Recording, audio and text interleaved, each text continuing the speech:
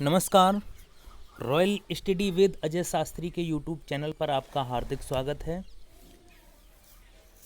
CTET की परीक्षा नज़दीक है, जिसके परिप्रेक्ष्य में आज हम संस्कृत शिक्षण के बारे में बात करते हैं।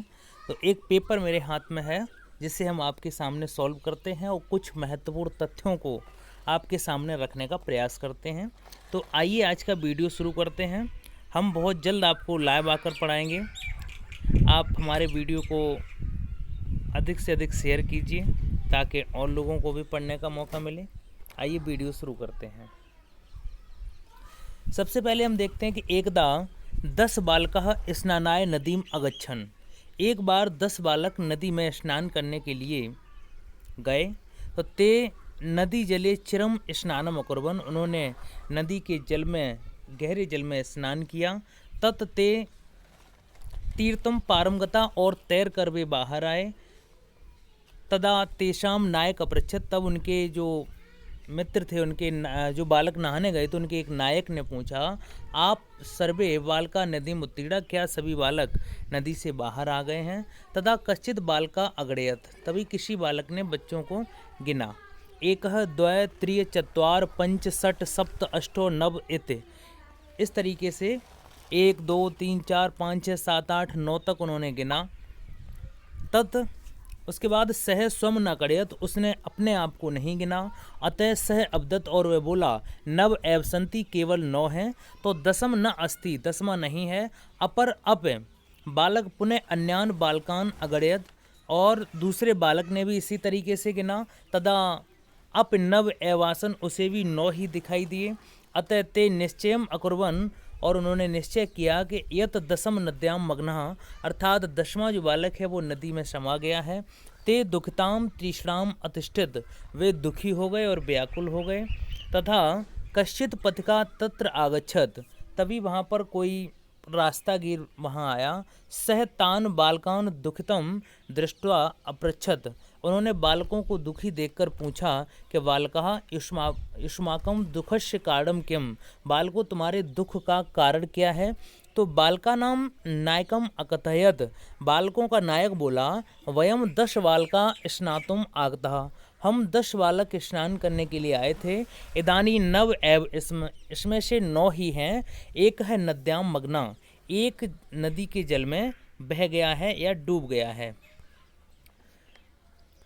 तो पथिक तान अगड़यत, रास्तागीर ने उनको गिना। तत्र 10 बालका एवासन, और वो सभी 10 थे। सह नायकम अदिशत, उन्होंने राहगीर ने नायक को आदेश दिया कि तुम बालकान गड़य, तुम बालकों को गिनो। सह तो नव बालकान एव अगड़यत, उसने 9 बालकों को गिना। तदा पथिक अवदत, तभी रास्तागीर बोला, दसम तुम अश इत, 10 में तुम हो।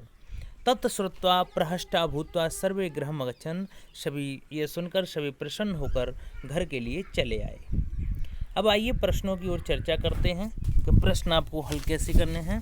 सबसे पहला प्रश्न है कि गणनायक कत बालकान अगड़यत, अर्थात जो नायक था उसने कितने बालकों को गिना था? तो उसने 9 बालकों को गिना था, 10वां तो वो खुद था। तो 10 बालका स्नातुम आगता इति उक्तम, 10 बालक स्नान करने के लिए आए, ये उक्ति किसने कही थी? तो ये देखो, बालका नाम नायकेन, अर्थात बालकों के नायक ने ये बात कही थी कि हम लोग 10 लोग स्नान करने के लिए आए थे, 9 ही रह गए हैं। अगला प्रश्न है, प्रहष्टा भूत्वा कत बालका गृहं प्रत्यगच्छन्, यानी कितने बालक खुश होकर घर को लौटे? तो सभी 10 बालक जो है स्नान करने के बाद घर लौटे। बालका नाम दुखस्य कारणम किम आसीत, बालकों के दुख का कारण क्या था? तो एक जो बालक था नदी में डूब गया था, ये उनकी आशंका थी। एक बालका नद्याम मग्न इत ते चिंतितवंत, एक बालक नदी में डूब गया है इसलिए वे चिंतित थे। स्नातुम इत्यर्थे अत्र किम पद प्रयुक्तम, स्नातुम के लिए कौन सा पद प्रयुक्त किया गया है? तो ये स्नानाय शब्द किया गया है।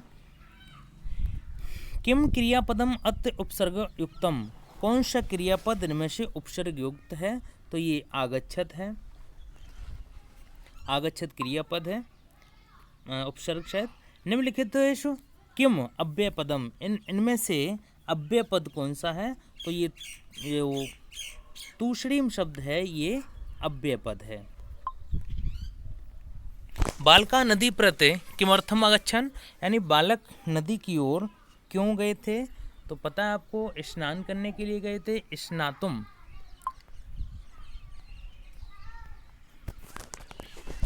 उसके बाद देखते हैं 129 क्वेश्चन। अत्र मध्यम पुरुष क्रियापदम अस्ति, इनमें से मध्यम पुरुष का क्रियापद कौन सा है? तो ये गण शब्द जो है मध्यम पुरुष का क्रियापद है। अगला प्रश्न देखते हैं। अगला जो एक और इसमें से अनुच्छेद आया है जिसे पढ़ना है, इसके बाद उत्तर देना है। तो पढ़ते हैं। अस्माकम देशे बहुवा समुद्र तथा सन्ति, हमारे देश में बहुत से समुद्र के तट हैं। एतेषु मुंबई गोवा कोच्चि कन्याकुमारी, इनमें से मुंबई गोवा कन्याकुमारी कोच्चि विशाखापट्टनम पुरी तटा अतीव प्रसिद्धा सन्ति, विशाखापट्टनम और पुरी तट ये बहुत प्रसिद्ध हैं। गोवा तट विदेशिश पर्यटकेभ्य समधिकम रोचते, गोवा तट को जो विदेशी पर्यटक हैं वो बहुत इंटरेस्ट के साथ देखने आते हैं। तो कोच्चि तट नारिकेल फलेभ्य ज्ञायते, कोच्चि का तट है वो नारिकेल यानी नारियल के लिए, फलों के लिए जाना जाता है। मुंबई नगरस्य जुहू तटे सर्वेभ्य जना स्वैर बहरन्ति, मुंबई शहर के जुहू तट पर, जुहू बीच पर सभी लोग इच्छा के अनुसार विचरण करते हैं, घूमते हैं। चेन्नई नगरम मेरीना तट देशस्य सागर तटेषु दीर्घतम, यानी जो चेन्नई शहर का मेरीना तट है तो वो देश के सभी समुद्रों में सबसे बड़ा है। भारत से तिस्रसु दिशासु समुद्र तथा सन्ति, भारत की तीनों दिशाओं की तरफ समुद्र तट है। अस्माद् एव कारणात् भारत देश प्रायद्वीप इति कथ्यते, इसी वजह से भारत देश को प्रायद्वीप कहा जाता है। पूर्व दिशायाम वडोपसागरः, यानी पूर्व दिशा में बड़ोपसागर है। दक्षिण दिशायाम हिंद महासागर, और दक्षिण दिशा में हिंद महासागर है। पश्चिम दिशायाम च अरब सागर, और पश्चिम दिशा में अरब सागर है। एतेषु त्रयाणाम अपसागराणाम संगम, और ये तीन बड़े संगम हैं जो कन्याकुमारी के तट के पास हैं। अत्र पूर्णमायाम चंद्रोदय सूर्याद च युगपदेवम दृष्टुम शक्यते, यहाँ पर पूर्णमासी के दिन चंद्रोदय यानी चंद्र ग्रहण, सूर्यास्त व युगपद इनके आप दर्शन कर सकते हैं। तो आइए प्रश्नों की ओर देखते हैं। 130 प्रश्न है। हिंद महासागर कस्य दिशायाम अस्ति, यानी हिंद महासागर किस दिशा में है? तो ये जैसा कि अनुच्छेद में दिया है कि दक्षिण दिशा में है। का तट दीर्घतम, कौन सा तट सबसे बड़ा है? तो यो मेरीना तट है, ये सबसे बड़ा तट है। विदेशी पर्यटकेभ्य इत पदे विभक्ति अस्ति, यानी विदेशी पर्यटकों में कौन सी विभक्ति है? तो ये चतुर्थी विभक्ति है। इच्छानुसारम इत्यर्थे अत्र किम पद प्रयुक्तम, यानी इच्छा अनुसार में कौन सा पद प्रयुक्त है? तो ये स्वैरम पद प्रयुक्त किया गया है। व्यंजन संधि उदाहरण अस्ति, यानी व्यंजन संधि का उदाहरण कौन सा है? तो आपको इसमें बताना है। तो देखो, चंद्रोदय में चंद्रधन उदय हो जाएगा, ठीक है। जैसे चंद्रधन उदय अर्थात चंद्रोदय, तो ये आ और उ होगा, तो इसमें गुण संधि हो जाएगी। सूर्यधन अस्त अर्थात यहाँ पर सूर्य और अस्त हो जाएगा, ये आ और आ बड़ा आ बना, तो यहाँ पर क्या होगा, ये आपकी दीर्घ संधि हो जाएगी। और चूँकि ये स्वर संधि के उदाहरण है। युग पदेव, तो ये युग पदेव की संधि हो जाएगी, युग पदेव। और जो इसी में जो है व्यंजन संधि आपकी। अगले प्रश्न की ओर चर्चा करते हैं। पठन संबंध निम्नलिखित परीक्षणे भवान भवती अंक प्रदानम कथम करिष्यति। अब आप जो सीटेट की पेडालॉजी है संस्कृति, उसके बारे में एक एक पॉइंट को आप समझते हुए चलेंगे कि पठन संबंध निम्नलिखित परीक्षणे भवान भवती अंक प्रदानम कथम करिष्यति। आपको एक प्रश्न दिया जाता है, उस प्रश्न को पढ़ने के बाद आपको उत्तर देना है। प्रश्न है धर्मशाला कुत्र विद्यते, यानी धर्मशाला कहाँ है? तो एक छात्र ने उत्तर दिया है कि हिमाचल प्रदेश से, यानी हिमाचल प्रदेश में, और दूसरे ने उत्तर दिया है धर्मशाला हिमाचल प्रदेश से विद्यते।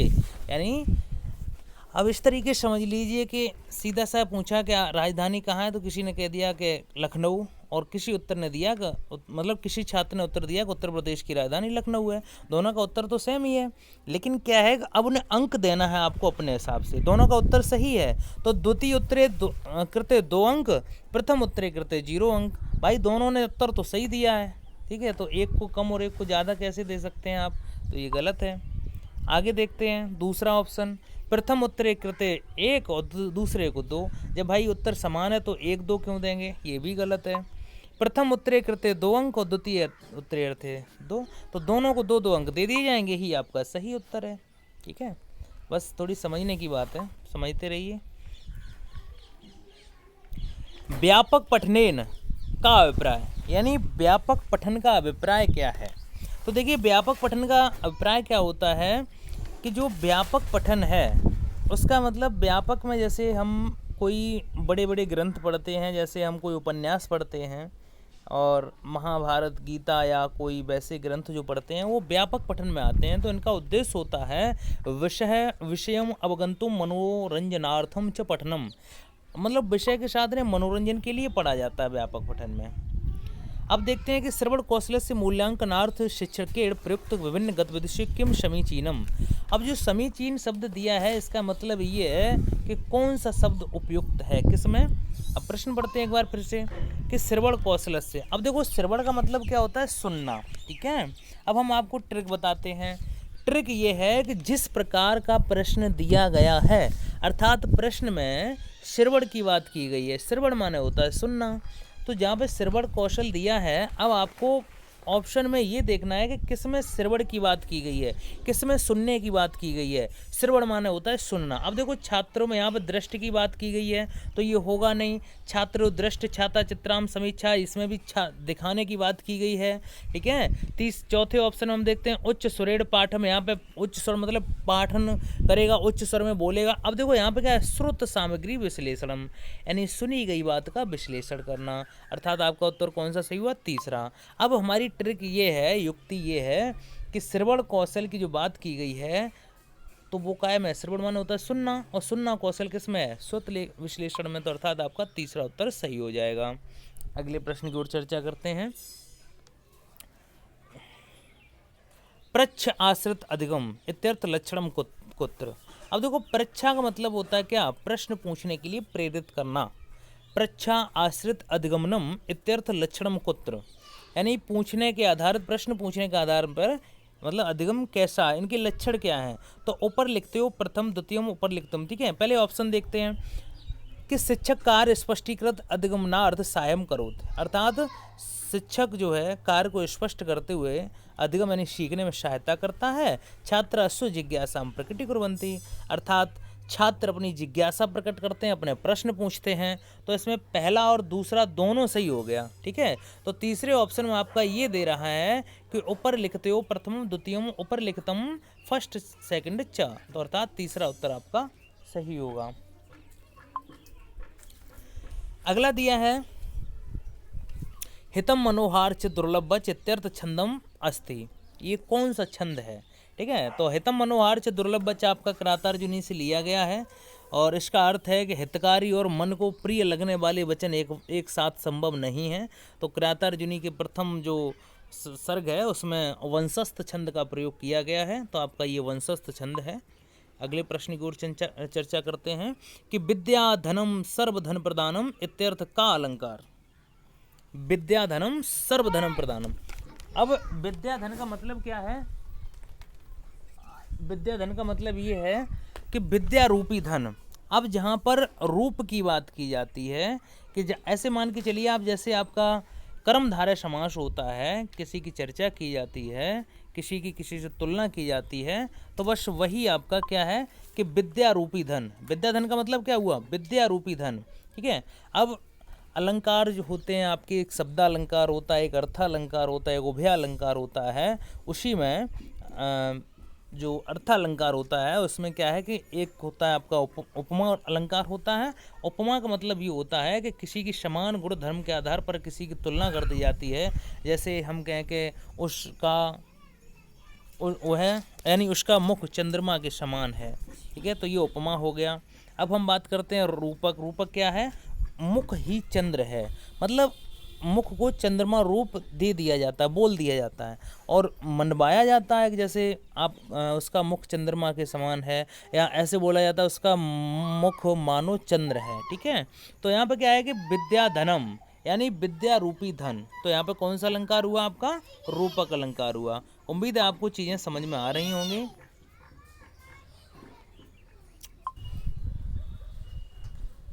अगले प्रश्न की ओर चर्चा करते हैं। वाचन कौशल अभ्यासार्थ किमत्या अवश्यम, यानी वाचन कौशल में क्या आवश्यक है? वाचन मतलब बोलना। तो अगर आपको लिपि का ज्ञान नहीं है तो आप बोल नहीं सकते। ठीक है, तो लिपि ज्ञानम बहुत महत्वपूर्ण है। अगला प्रश्न देखते हैं कि विराम चिन्ह प्रयोग दृष्टया किम वाक्य समीचीनम, यानी विराम चिन्ह प्रयोग की दृष्टि से कौन सी युक्ति उपयुक्त है? ठीक है, समीचीन का मतलब क्या था? उपयुक्त। तो विराम चिन्ह में देखो, जैसे यहाँ पर दिया साधो। ठीक है, साधो के बाद विसर्ग लगा है।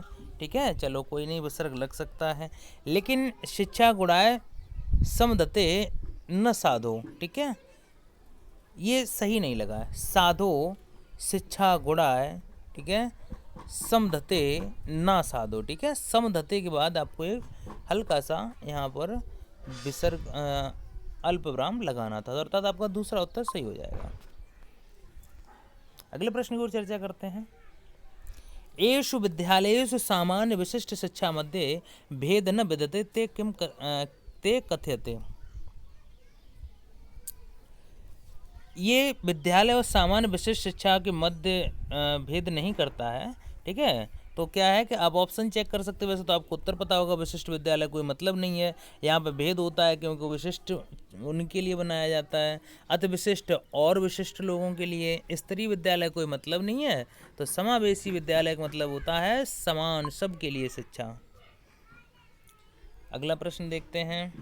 17 अन्ते सर्वेषां कौशलानां श्रवण भाषणं पठनं लेखनं कौशलानां मूल्यांकनस्य उद्देश्य अस्ति, यानी सत्र के अंत में सभी कौशल सुनना, पढ़ना, बोलना, लिखना, सभी कौशलों का मूल्यांकन करने का उद्देश्य क्या है कि भाषा छात्रम भाषा प्रवृत्ति आकलन, भाषा की प्रवृत्ति का आकलन जो बिल्कुल गलत है। शिक्षकेभ्य शैक्षणिक उद्देश्य, शिक्षकों की कोई वैल्यू की ज्ञान की वो नहीं होती है, यहाँ पे बाल केंद्रित शिक्षा है। तो यहाँ पे क्या है कि भाषा यानी छात्राणाम भाषा संबंध संपूर्ण दक्षताम आकलन, यानी भाषा अगर चारों कौशलों का यहाँ पर वो किया जाता है आकलन, तो सभी का आकलन होगा, अर्थात ये आपका तीसरा उत्तर सही हो जाएगा। अगला देखते हैं। एक ट्रिक इस प्रश्न में बनती है कि ई लर्निंग का मतलब है कि जैसे इंटरनेट के माध्यम से सीखना पढ़ना, इतने अभिप्राय का। यदि प्रश्न में किसी में कोई अंग्रेजी का शब्द संस्कृत में आता है तो जो ऑप्शन दिए होते हैं अगर उसमें भी अंग्रेजी का कोई शब्द प्रयोग किया गया है तो उसको आप बिना जाने समझे उत्तर लगा सकते हैं। उसके सही होने की प्रायिकता 99% है। ठीक है, तो ई लर्निंग का मतलब क्या है कि प्रविधि प्रयोग द्वारा, यानी यूजिंग टेक्नोलॉजी आपका उत्तर होगा। आगमन उपागम इत्यनेन अभिप्राय अस्ति, यानी आगमन उपागम का इसका अभिप्राय क्या है? आगमन में क्या होता है आपको याद रखना है। देखो जैसे निगमन लिखा ना, तो निगमन का मतलब होता है, नी से आपको याद रखना है कि नियम पहले बताए जाते हैं, उदाहरण बाद में दिए जाते हैं। अब उसी में आगमन उपागम की बात करा ना, आगमन प्रणाली की, तो आगमन में क्या है? बस उल्टा।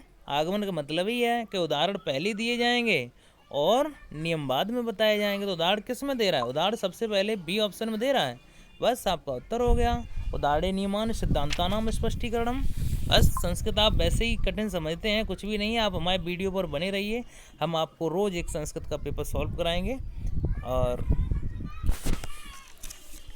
अगला प्रश्न देखते हैं, 148 है। अशाब्दिक संप्रेषणम, यानी अशाब्दिक संप्रेषण क्या है? अशाब्दिक, अब बहुत अच्छा प्रश्न है। अमाने नहीं, अच्छा अशाब्दिक का मतलब समझो। अमाने नहीं, शाब्दिक माने शाब्दिक। जो शब्दों से व्यक्त न किया जा सके वह अशाब्दिक संप्रेषण है। अब देखते हैं, उक्त शब्दा, उक्त माने होता है बोलना, तो ये तो होगा नहीं भैया क्योंकि इसे बोल रहे हैं। और संख्या क्या, कोई मतलब ही नहीं है। मुद्रा, अब भाव भंगिमा, ये आपका उत्तर होगा। ये अशाब्दिक है, इशारे करना, ठीक है। इशारों से बुलाना, किसी को इम्प्रेस करना, ये भावभंगिमा होते हैं, ये अशाब्दिक होते हैं, बोले नहीं जाते लेकिन इशारों में समझ जाते हैं कि क्या होता है। अगले प्रश्न की ओर चर्चा करते हैं। आपका 149वां क्वेश्चन है कि निम्नलिखित कथनेश किम कथनम साहचर्य समूह अधिगम प्रक्रियाम लक्षणम न प्रदर्शन्ति। तो ये शांतपूर्ण व्यवस्थित कक्षा है ना, ये साहचर्य समूह अधिगम का लक्षण नहीं है, नहीं पूछा है। अगला प्रश्न देखते हैं, अंतिम प्रश्न है ये। वाचन प्रक्रिया संदर्भे अनुमान इत्यनेन का अभिप्राय। वाचन प्रक्रिया के संदर्भ में अनुमान का क्या अभिप्राय है? अनुमान का तो अनुमान क्या है कि अनुच्छेदोक्त कथनेन अनुक्तस्य भावबोधनम। जो एक पैराग्राफ दिया होता है उसमें आपको भाव के आधार पर ही उत्तर देने पड़ते हैं। उम्मीद है आपको मेरा वीडियो पसंद आया होगा। अगर मेरा वीडियो पसंद आया है तो मेरे YouTube channel royal study with Ajay Shastri को सब्सक्राइब कीजिए। हम यहाँ पर संस्कृत से संबंधित सभी परीक्षाओं की तैयारी कराते हैं। यदि आप व्यक्तिगत व्याकरण पढ़ना चाहते हैं तो हमसे संपर्क कर सकते हैं। वीडियो देखने के लिए बहुत बहुत धन्यवाद। हम अगला वीडियो भी आपके सामने जल्द लाएंगे, जैसा कि सीटेट का जो पेपर है बहुत जल्दी होने वाला है। धन्यवाद।